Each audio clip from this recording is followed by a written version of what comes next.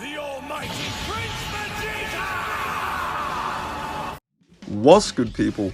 Welcome back to another Dragon Ball Legends video, and I am once again going to be going over the best teams to use for the upcoming Legends Battle Royal. Now, if you are completely new to the game, or you've never played this event before, you've never heard of it, you don't know what it's about, it is basically a PvP event where you are restricted to using a specific pool of characters. So in this instance, you can only use characters from DBL 09 up until DBL 17, which is a specific time period of the game.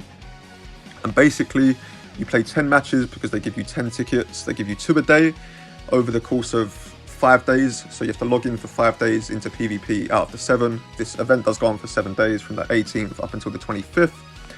But yeah, so you get 10 matches to play. Depending on how many wins you get that amount of medals, and you can then exchange those medals in the exchange shop. So if you win 7 matches, you'll get 7 medals. You can get Chrono Crystals, Multi Z Power, Platinum Coins, Slot Erasers, so on and so forth. So it's a really good event. You can get a lot from it.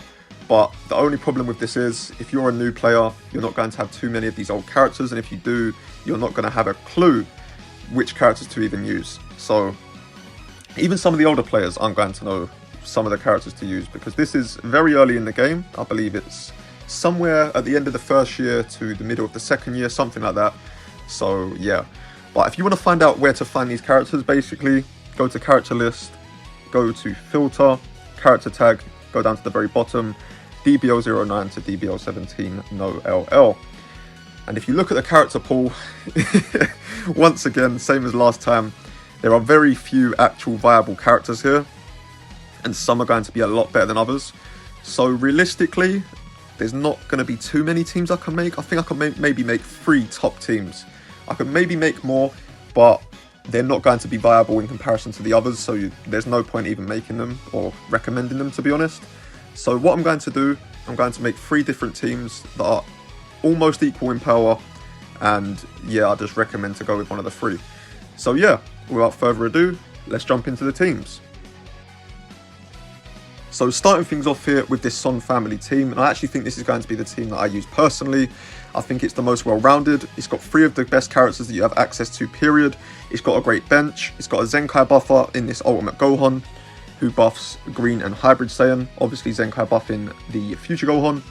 You've got this guy, who offers 31% to double offenses. Unfortunately, Death Buff Goku isn't going to gain access to that, but he's there for one reason and one reason only, which I'll get into in a second. And then this Super Saiyan 3 Gotenks, also buffing 20% to max HP. Once again, Goku won't gain access to that, but it's fine.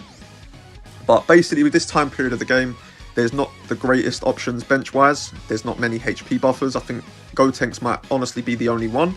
So you just have to kind of take what you can. But as I said, this Goku isn't going to gain access to all the Z abilities, but he is here for one reason and one reason only, and that is to die. So yeah, through this ability, reduces his own sub counts by 5 whenever your opponent uses a blue card or an ultimate. Also reduces his sub counts by 10 whenever your enemy activates a Rising Rush. So unless he's locked in, you can literally throw him into a rush at any point. And when he dies, this is the best part about him. When he dies, he restores his allies' health by 15%, their damage by 30%, their key recovery by 30%, and also buffs Awakened and Ultimate damage by 15%. So Super Saiyan Blue Goku's ultimate is going to benefit from that. And then pretty much when Goku dies, the other 2 units are going to do a ton of damage. Super Saiyan Blue Goku specifically benefits from having longer matches, because a lot of his damage buffs are locked behind timer counts, as is his card draw speed. So once you get to like 50-60 counts, you lose Death Buff Goku. Super Saiyan Blue Goku is just going to be an absolute machine. And then this Future Gohan as well is probably the best unit in this whole thing, period, on top of being 2 times Zenkai buffed. So once Death Buff Goku dies, him and Bluku are just going to absolutely destroy everything. So yeah, this team's really solid. In regards to the equips, these are the equips that I have gone with. I don't expect you guys to have the same equips as me, but pretty much this is basically a blast-based team. So on Super Saiyan Blue Goku, just use blast equips. Same with Future Gohan. And then with Death Buff Goku, you just want to tank him up and make him as tanky as possible so he can last until your opponent uses their rush. So just give Death Buff Goku defensive equips and the other 2 units blast-based equips. But yeah, that is team number 1. Let's jump into team number 2.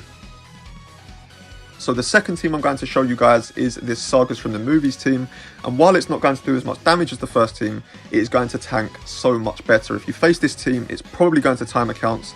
2 out of the 3 units are getting 2 times Zenkai buffed, and you've also got Death Buff Goku there. for pretty much the same thing I explained in the first team, to throw him into a Rising Rush and also to buff the team for his death buffs. As I said, Goku getting 2 times Zenkai buffed, the green Goku anyway, Lord Slug getting 2 times Zenkai buffed, and you've also got this yellow Broly who offers 50% to base strike, attack and blast defense. All 3 of the units are going to gain access to that. So I guess it depends what you prefer. This team isn't going to have a HP buffer, but it's going to have more Zenkai buffs. This team is going to be more defensive, whereas the first team is going to be more offensive. I guess it depends how you play.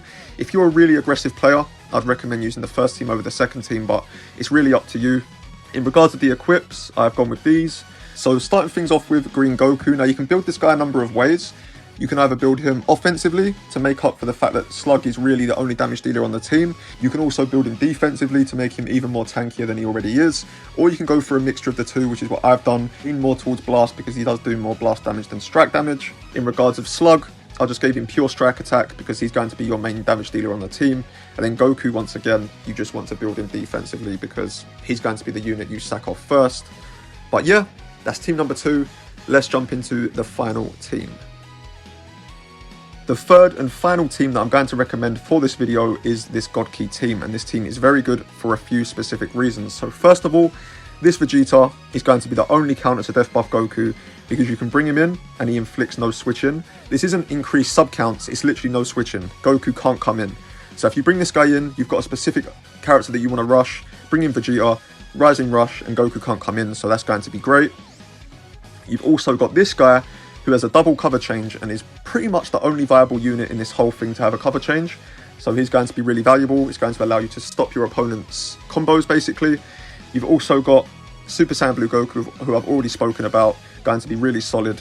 Now, the only thing with this team is it doesn't have a HP buffer and it doesn't have any Zenkai buffers on the bench, but the units that it does have offer really good Z abilities. So you've got this Zamasu, who offers 30% to double offenses, pretty decent. You then have this Broly, who, as I mentioned earlier, gives 50% to base strike, attack and blast defense to yellow or blue. Obviously, purple Vegeta is in the leader slot, so you'll gain access to that.